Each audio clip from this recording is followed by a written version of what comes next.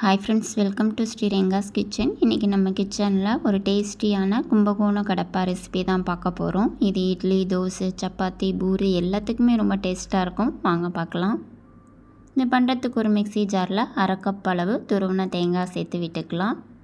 1 table spoon சோம்பு, 2 table spoon பொட்டுக்கடலை,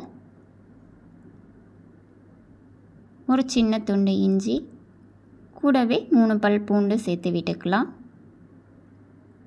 1 table spoon கசகசா. இப்போ இது கூட கொஞ்சமாக தண்ணி சேர்த்து இதை நல்லா நைஸாக அரைச்சி எடுத்துகிட்டு வந்துடலாம்.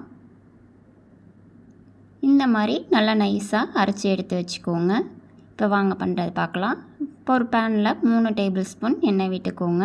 எண்ணெய் நல்லா சூடானதும் 1 டேபிள் ஸ்பூன் கடுகு நல்லா பொரிஞ்சு வந்ததும் 1/2 டேபிள் ஸ்பூன் உளுந்து, 1/4 டேபிள் ஸ்பூன் சீரகம், ஒரு சின்ன துண்டு பட்டை, 2 கிராம்பு சேர்த்து விட்டுக்கலாம். உளுந்து நல்லா செவந்து ஸ்பைசஸோட வாசனை வரணும் நமக்கு. இப்போ 2 பெரிய வெங்காயத்தை நீல வாக்கில் கட் பண்ணி எடுத்திருக்கேன். கூடவே கொஞ்சம் கருவேப்பிலை. காரத்துக்கு நான் 4 பச்சை மிளகாயை நீல வாக்கில் கீரி சேர்த்து விட்டுருக்கேன். உங்கள் காரத்துக்கு தகுந்தவாறு மிளகாய் சேர்த்து விட்டுக்கோங்க. இப்போ வெங்காயத்தை நல்லா வதக்கி விட்டுக்கலாம்.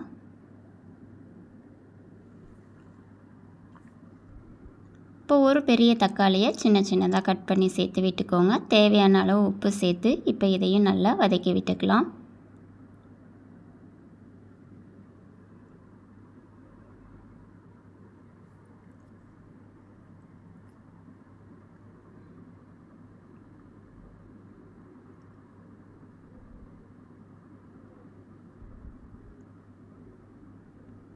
இப்போ இதில் 1/4 டேபிள் ஸ்பூன் மஞ்சள் தூள் சேர்த்து இதையும் ஒரு நிமிஷம் நல்லா வதக்கி விட்டுக்கலாம்.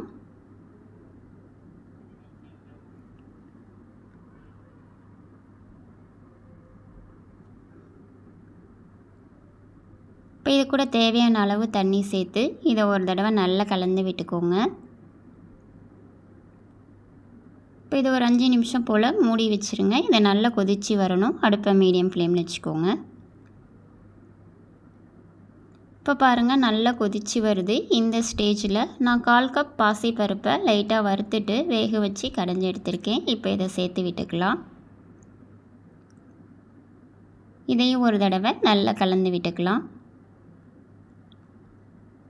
இப்போ இதுவும் நல்லா கொதித்து வரணும்.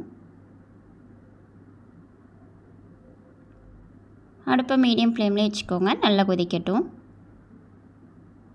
இப்போ பாருங்கள், நல்லா கொதித்து வருது. இந்த ஸ்டேஜில் நம்ம அடித்து எடுத்து வச்ச தேங்காய் பேஸ்ட்டை இதோட சேர்த்து விட்டுட்டு இதை ஒரு தடவை நல்லா கலந்து விட்டுக்கலாம்.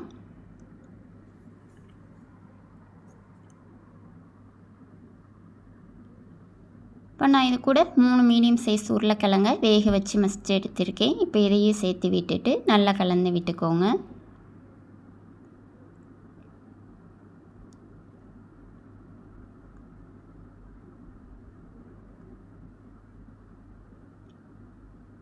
இப்போ இது ஒரு கொதி மட்டும் வரணும். அது வரை இது இருக்கட்டும்.